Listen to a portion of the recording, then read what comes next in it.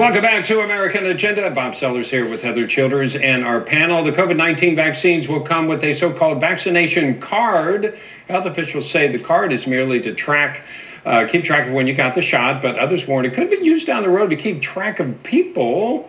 Now, maybe this is extreme, but kind of like the Nazi Germany show us your papers kind of thing. In fact, the Center for Global Government says it's important to have some way of verifying whether someone has the vaccine shot or not. A spokesman said, quote, there would be gatekeepers at different places at your workplace or a stadium to watch a basketball game, end quote, to check for the vaccine cards. The spokesman said it was needed for the public good.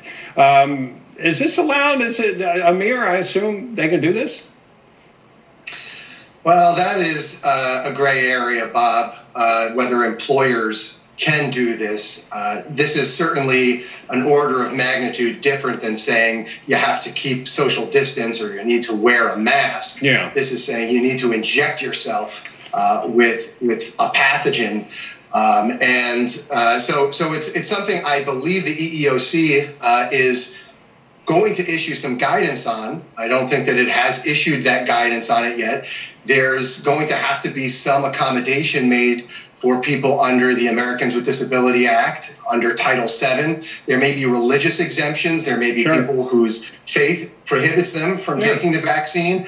There may be people who have medical conditions for which they should not take this vaccine, and employers would have to provide them a reasonable accommodation. Sure. So I think that ultimately there may be a guidance. And the other thing I'll point out is there are, especially in the health field, there's been mandatory flu vaccines for a long time. What makes this vaccine different is that it was authorized under an EUA, an emergency use authorization, which is a different kind of authorization. Okay, I want to give some other folks to weigh in here. Christina, what's your reaction to something like this?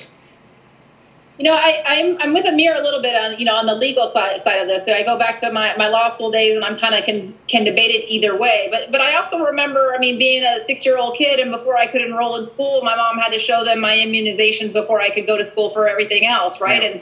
And now I have 2 babies of my own, and they're on their immunization schedules to be able to go to their schools now, and I have to go every 6 months for the first couple of years of their life to keep up with that. So I don't think it's outrageous that this becomes part of our society. The card and showing the card, I get what you're saying with the symbolism, but I also, again, I'm a small business owner. If I'm responsible for protecting all of my employees, I have to make sure one employee doesn't come in and infect everybody else. So if I require everybody to have it, then doesn't that keep everybody safe? Amanda?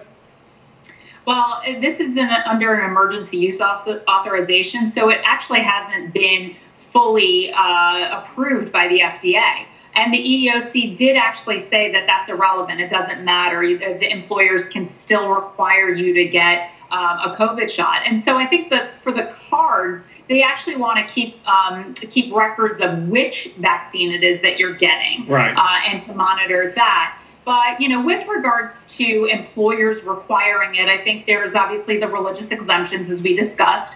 There are the healthcare workers, the frontline workers, maybe bus drivers, those types of workers that could be required to take it. But there are doctors and healthcare workers that will still refuse to take it. And I think, you could see a new area of legal challenges here. I think people should be able to make the best decision for themselves and their families. And that'll keep lawyers employed. That's an important thing, right? Our 2 lawyers here. So thank you so much, Amanda Makki, Amir Benno, Christina Antello. And sorry, we've got like 5 seconds. Heather, if you wanted to jump in. No, that's fine. Okay. I'm good. And Heather Childers, thank you so much, folks, for being with us on this edition of American Agenda. Hope you have a great afternoon. Stay here on Newsmax.